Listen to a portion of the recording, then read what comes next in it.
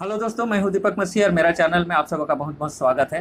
परमेश्वर के वचन के साथ मैं आप लोगों की सेवा में हाजिर हूं।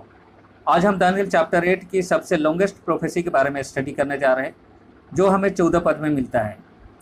लिखा है, और उसने मुझसे कहा 2300 रात दिन तक उसके बाद पवित्र स्थान पुनः प्रतिष्ठित किया जाएगा। यहाँ पर हम दो चीज़ पाते हैं, टाइम और इवेंट।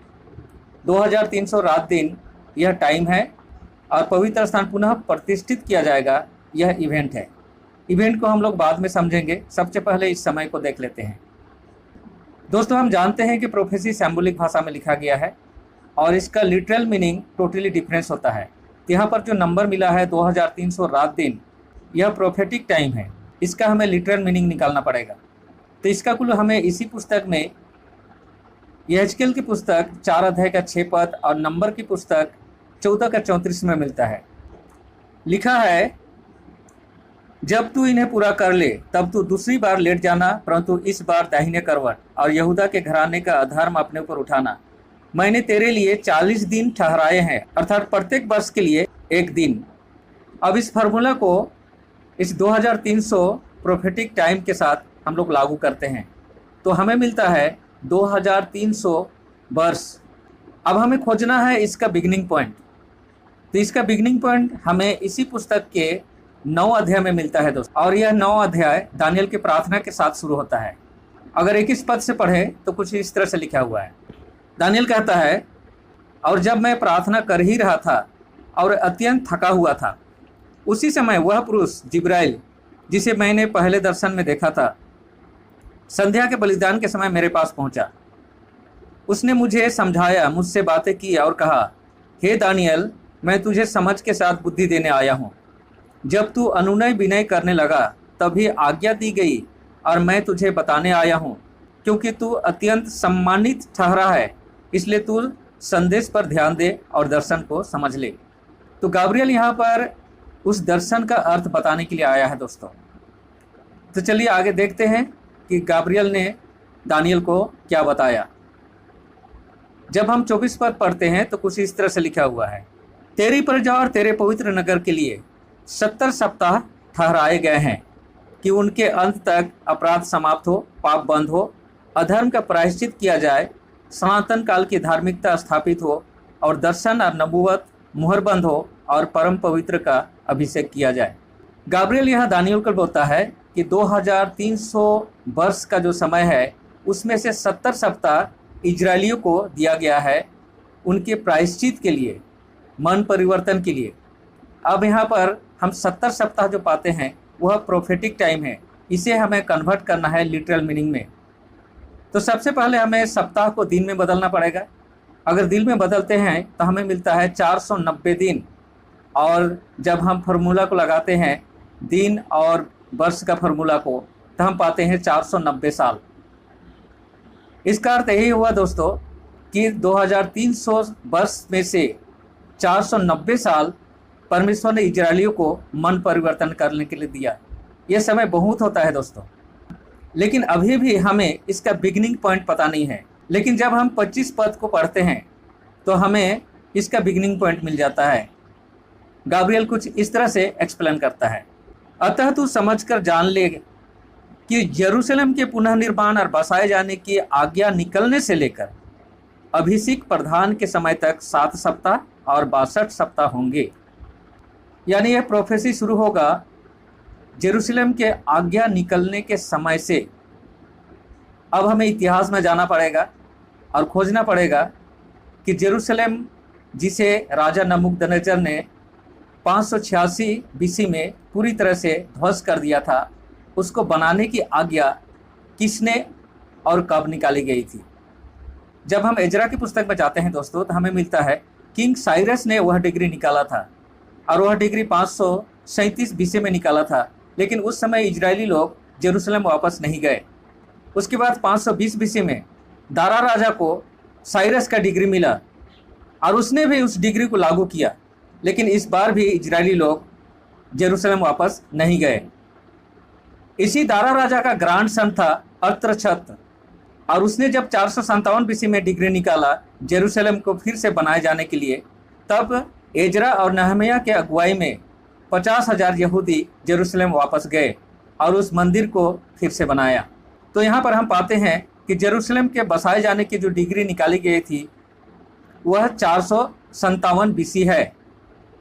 और गैब्रियल यहाँ पर बताता है कि इसी तारीख से यह लॉन्गेस्ट प्रोफेसी का टाइम शुरू होता है। अब आगे देखते हैं कि इस टाइम पीरियड में क्या क्या घटना घटने वाली है।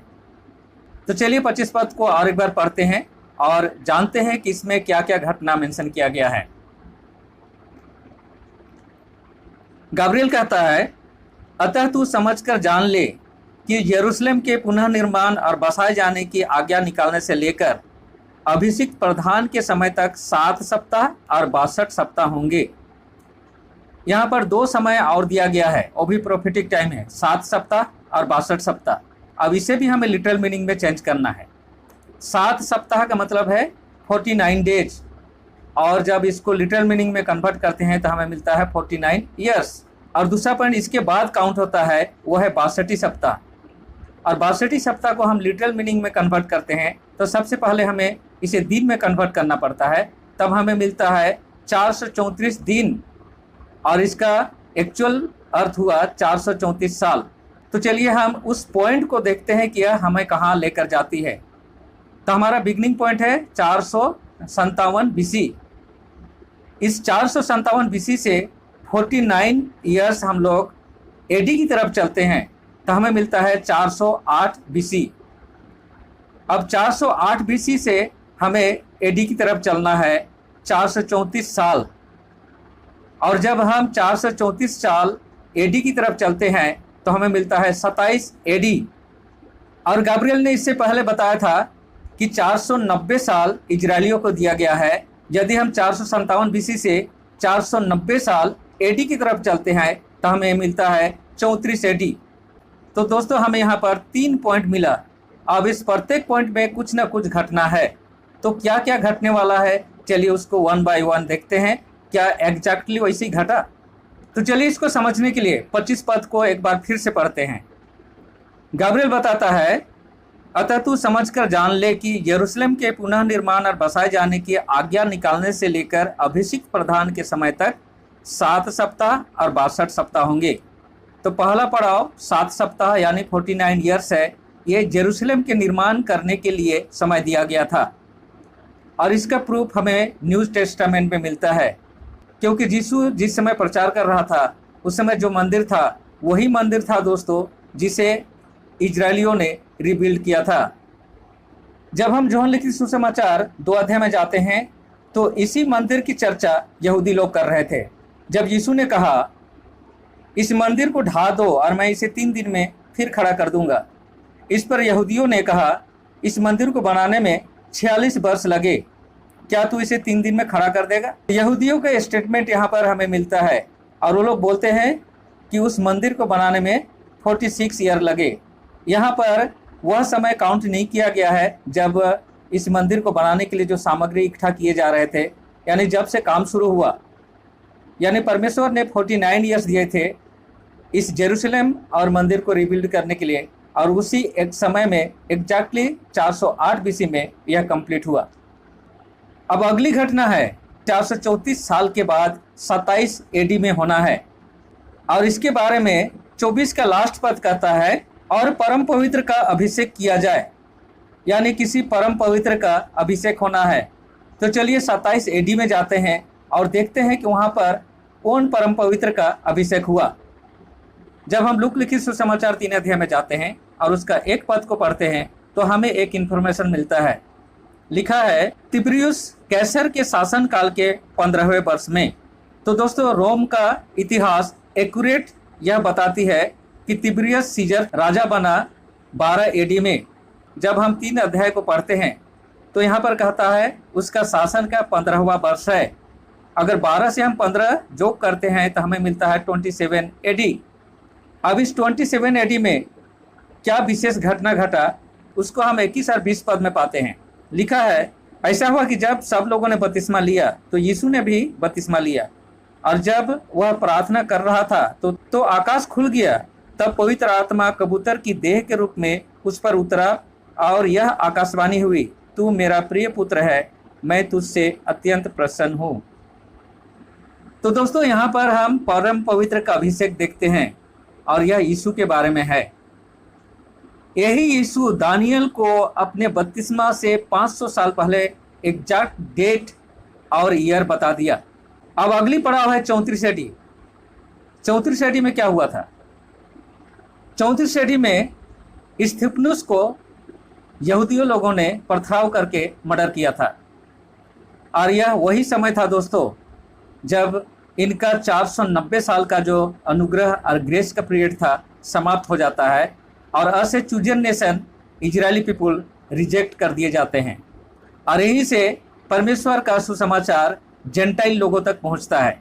तो प्यारे दोस्तों, मैं धन्यवाद करता हूं वीडियो को अंत तक देखने के लिए। आज का जर्नी हम यहीं पर समाप्त करते हैं। अगले वीडियो में हम जानेंगे यीशु के क्रूसिफिक्शन के बारे में प्रोफेसी। परमेश्वर आप लोगों के साथ हो। धन्यवाद।